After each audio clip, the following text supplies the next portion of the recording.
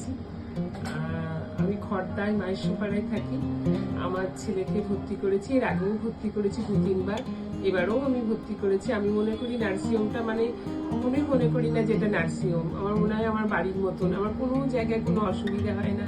এদের ব্যবহার, স্টাফেদের ব্যবহার, সিস্টারদের ব্যবহার, ডাক্তারের ব্যবহার আমার ভীষণ ভালো লাগে, আমি মুগ্ধ করেছে। আমি কখনো বুঝি না, আমার ছোট ছেলে যখনই যেরকম অসুবিধা হয় আমরা এখানেই আসি।